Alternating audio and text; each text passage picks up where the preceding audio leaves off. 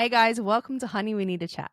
Where we believe when communication dies, bad things happen. Here's a clip from our podcast. Let's get chatting. Honey, we need to chat.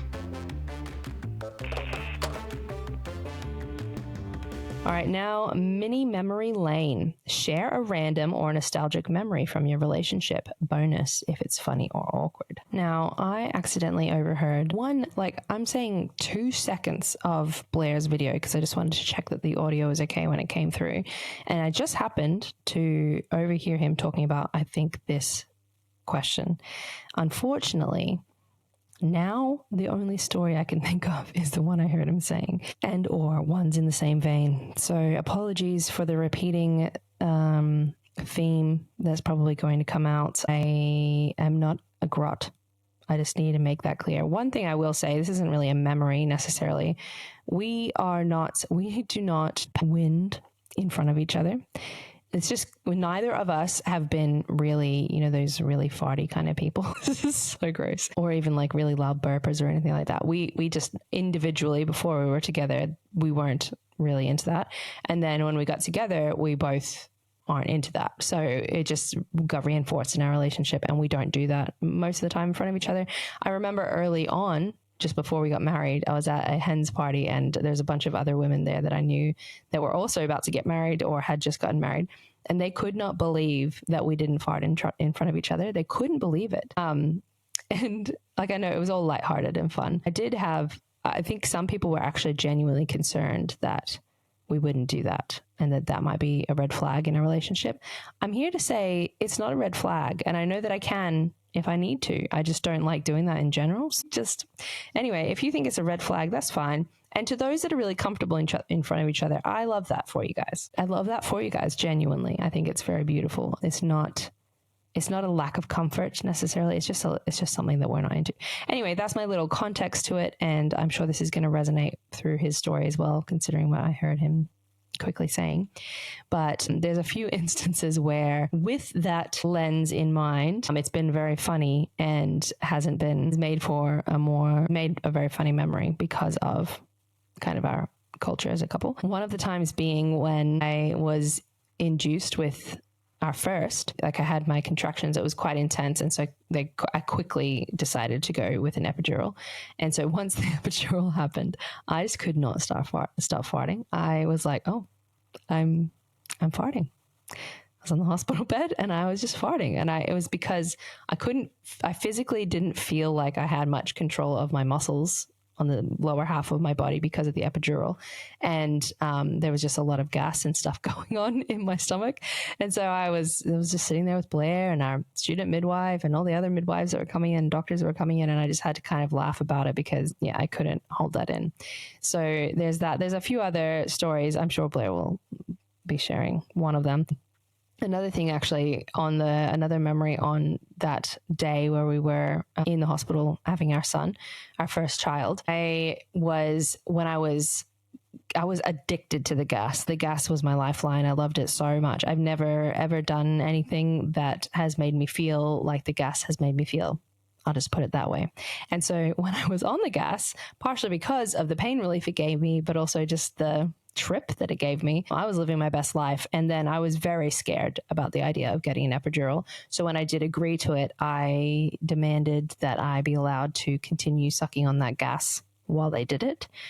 Now knowing what I know, because I've now had 4 cesareans and 4 spinal blocks and plus that epidural, I now know how much you need to sit still. But at the time, I didn't realize how difficult someone high on gas would be to get them to sit still.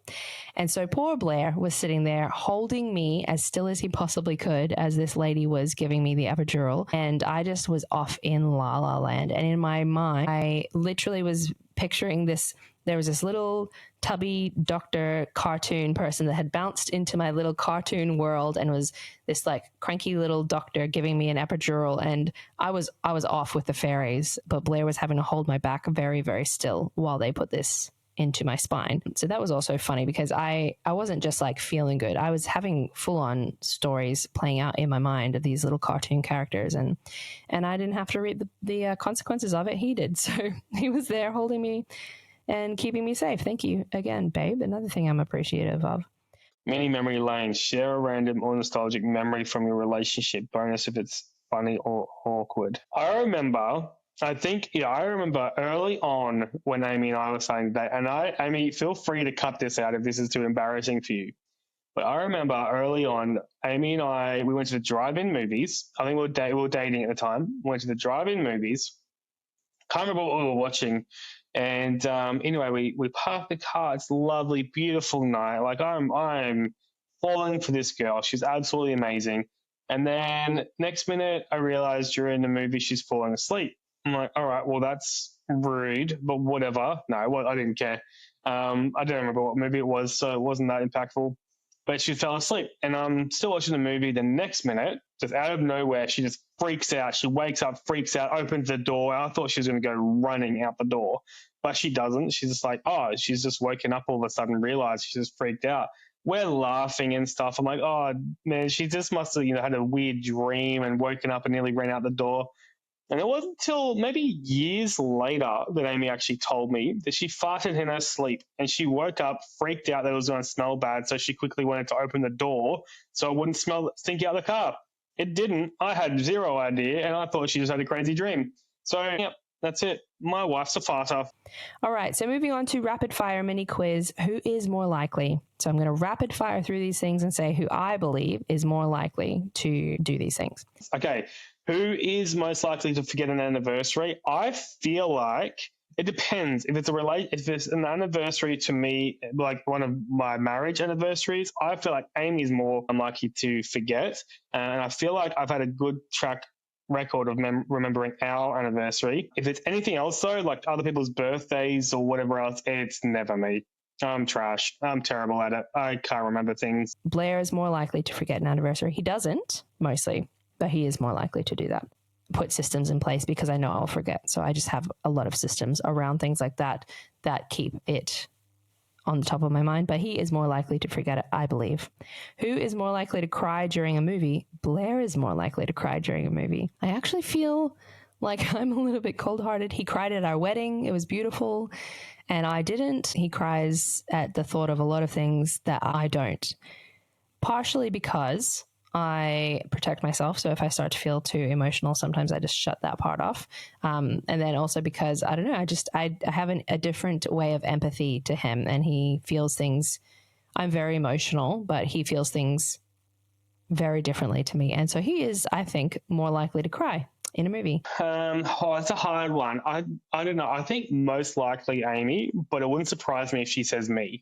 Who is more likely to make the first move after an argument? I'm assuming this means first move for like saying sorry. I think it's 50-50. I think, actually, no, probably me, because I'm probably the one that's in the wrong in the argument. So I'm like, yeah, you're right. My bad. I don't know who. I don't know. I think both of us would. It depends on the argument, and it depends over like when it is, who started it, what it was, and what our circumstances are. But we both do eventually. Who is more likely to overpack for a weekend away? And that would be me. That is definitely Amy. Amy would overpack for the weekend away. I would underpack. I would forget things. So I don't know what's worse. I don't know if overpacking or underpacking is worse, but no, Amy absolutely overpacks. There's nothing else to say about that. Actually, that's not true. Amy never takes the appropriate clothing. She's either too cold or too hot. She never dresses appropriately. Who is more likely to text I love you randomly? Probably also me, but not in a bitter way. I think he would do it as well. He's just not on his phone as much. We both throughout the day randomly say I love you in person. So it's probably the text element that makes it more likely that I would be doing it. Amy would be the first one to text that. Who's more likely to stay up late? I mean, none of us need to answer this question because we've just heard it in the episode, but it is me. Amy. She's a night owl. Ridiculous. When we first got together, she was like, man, she would easily stay up till 1, 2, 3 in the morning. And well, I was bricklaying at the time. I was a tradie. So I got up early, like sometimes 4 a.m. or earlier. And yeah, it was hard. It was hard. Who is more likely to forget where they put their keys? And that is Blair, 1,000%. And this is a bitter one because we have a key hook. Just again, I have built my systems to relieve myself of stress because I have experienced being like, where is it? I've got no idea. But his keys, his sunnies, his wallet often are on repeat. Where is this? Where is this? Sometimes even his phone. Actually, a lot of the time, even his phone. Amy, 100. No, I'm joking. That is 100% me. I always do this. I always put things down. My sunglasses, wallet, keys, hats. I've got a place for them all, but I never put them there. I don't know why. I know there's a lot of pointing the fingers here and like tusking. I know. I need to get better. Okay, who is more likely to start a deep conversation 5 minutes before bedtime? That is me. That was one of the things we had to adjust to when we were early married, because I was like, we're in bed, we're just like, the lights are off, so your brain just starts to like think, and I'm like, what deep conversation can we have? And he's already like half asleep. Once he's in bed, he's ready for bed. And when he's tired, you probably seen it in some of our episodes, but you can see that his brain's just like in sleep mode. So I would bring up these deep things, especially early on when I finally had the courage to bring up the thing that was upsetting me or the thing I thought was upsetting him. And then I'd bring it up, and it was an important conversation, and it was at bedtime, and that was never helpful. So once I figured that out, things have been a lot better. And he tried. He really does try when that happens to engage with it, but he also just physically has difficulties with that. Amy, it's a problem. All right, last one is, who is more likely to bail on social plans to stay home and chill? I'm going to say Blair again. He's become more and more of a homebody introvert over the years, and social plans take a lot from him when he's already really tired. They actually have gone the opposite way and become more excited about social things.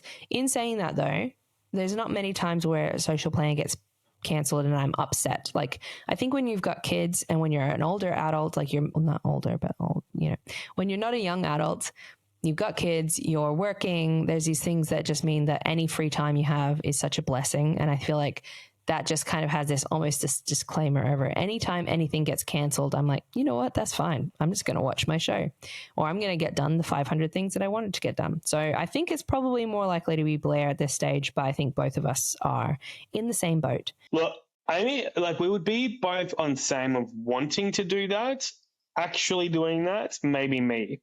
And that's changed quite a lot since becoming a parent, because I was like such a social butterfly. Like, I'm like always wanting to be out, always wanting to be with people. Amy might want to bail, but she would actually stick to it, where I would more likely, and I don't think I've done it. I can't remember the last time I've done that, but I think I'd be more likely to do it. All right, so there we go. That's a rapid fire mini quiz. So you guys can answer that at home.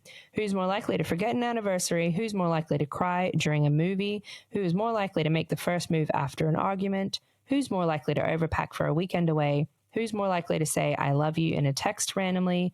Who's more likely to stay up late? Who's more likely to forget where they put their keys? Who's more likely to start a deep conversation 5 minutes before bedtime? And who is more likely to bail on social plan?